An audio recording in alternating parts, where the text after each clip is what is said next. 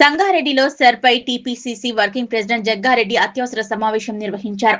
సమావేశానికి బీఎల్ఏలు, సంగారెడ్డి నియోజకవర్గ కాంగ్రెస్ పార్టీ నాయకులు హాజరయ్యారు. ఈ సందర్భంగా జగ్గారెడ్డి మాట్లాడుతూ, ప్రధాని మోదీ ఏం చెబితే ఎన్నికల కమిషన్ అది చేస్తోందని, రాహుల్ గాంధీ ప్రధానమంత్రి అయితేనే ఎన్నికల కమిషన్ కంట్రోల్లో ఉంటుందన్నారు.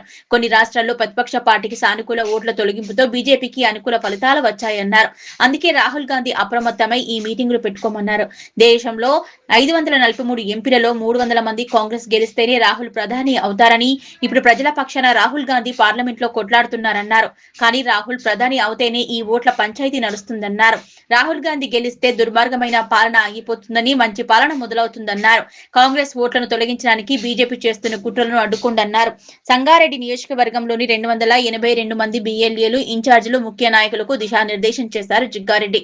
ఎమర్జెన్సీ మీటింగ్లు ఏర్పాటు చేసి సర్ ప్రక్రియపై చర్చించారు జగ్గారెడ్డి. ఈ నెల 25 నుంచి జరిగే ఓటర్ల సవరణపై అందరూ అప్రమత్తంగా ఉండాలని, ఓటర్ల భద్రత కల్పించాల్సిన బాధ్యత మీదే అన్నారు. మళ్లీ జూలై 6వ తేదీన ఈ విషయమై లోతుగా చర్చిద్దామన్నారు. సర్ ప్రక్రియ ముగిసే వరకు 4 సార్లు సమావేశాలు ఏర్పాటు చేసుకుందామన్నారు. ప్రతి మీటింగ్ లోను బీఎల్ఏలు, ఇన్ఛార్జీలు, గెలిచిన ఓడిన సర్పంచ్లు, కౌన్సిలర్లు, ముఖ్య నాయకులు పాల్గొనాల్సింది అన్నారు. 282 మంది బీఎల్ఏలు, ఇన్ఛార్జీలు ఫుల్ టైం కు కేటాయించాలని, మీకు ఇచ్చిన కార్డులు జాగ్రత్తగా కాపాడుకోండి, మీకు తగిన గుర్తింపు ఉంటుందని, మీ పనితీరు ఆధారంగానే ఈ గుర్తింపు ఉంటుందని మరవద్దని జగ్గారెడ్డి తెలిపారు. ఈ సమావేశానికి హాజరయ్యారు డీసీసీ అధ్యక్షురాలు, TGIAC chairperson Nirmala, parliament incharge Pritam, Dayakar తదితరులు ఉన్నారు. జూమ్ యాప్ లో ముఖ్యమంత్రి రేవంత్ రెడ్డి గారు ఒక సూచన చేశారు. దాని తర్వాత మహేష్ కుమార్ గౌడ్, పిసిసి ప్రెసిడెంట్, తర్వాత ఇన్ఛార్జ్ గారు కూడా ఆ సూచనని అమలు చేసుకుంటే బాగుంటుందని ఒక చర్చ జూమ్ యాప్ లో వచ్చింది. ఆ చర్చ ఏంటంటే, ముఖ్యమంత్రి రేవంత్ రెడ్డి గారు చెప్పిన సూచన ఏంటంటే, ఈ ఓటర్ల నమోదు ప్రక్రియ రేపటి నుంచి మొదలవుతుంది కాబట్టి ప్రతి గ్రామ పంచాయతీలో, ప్రతి గ్రామంలో డబ్బు సాటింపు వేయించండి అని చెప్పింది. ఏమని? ఎవరి గ్రామంలో వాళ్ళు ఆ డబ్బు సాటింపు వ్యక్తి ఏం చెప్పాలి అంటే, కొత్తగా మళ్లీ ఓటర్ల నమోదు కార్యక్రమం మొదలైంది, మీ ఈ గ్రామంలో మీ బస్తీలలో ఎంతమంది ఓట్లున్నాయో, ఓటర్స్ ఉన్నారో వాళ్ళందరూ ఓట్లు నమోదు చేయించుకోండి. ఈ ఓట్లు మళ్ళా మిస్ అయితే మళ్ళా 20 ఏళ్ల తర్వాతనే అవకాశం వస్తుంది. మీరు ఎవరు కూడా ఓటరు మిస్ కాకుండా చూసుకోండి అని ప్రతి గ్రామ పంచాయతీల్లో, గ్రామంలో డబ్బుతో సాటింపు వేయిస్తే అందరికీ తెలుస్తుంది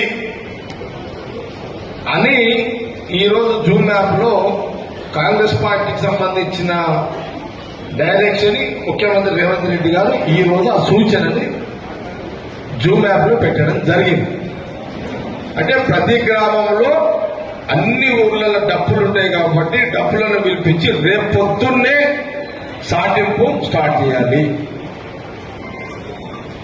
నేను రేపు అన్ని గ్రామాలలో సాటింపు వేసిరా, రేపేయాలి, 15 రోజులు వేయాలి కదా సాటింపు. వీలైతే కలేశం అంటాడు ఇప్పుడే ఈ రాత్రికే సాటింపు స్టార్ట్ చేయండి.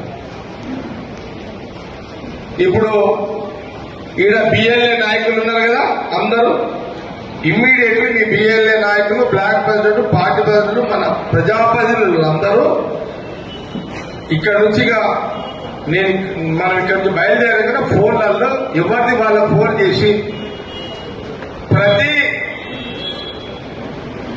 గ్రామంలో సాటింపు ఈ రోజు చేసినట్టు ప్రతి గ్రామం నుంచి నాకు వీడియో రావాలి.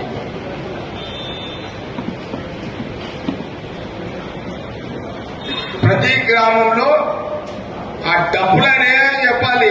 ఇగో నేను ఈ ఊర్లో సాటింపు స్టార్ట్ చేసిన,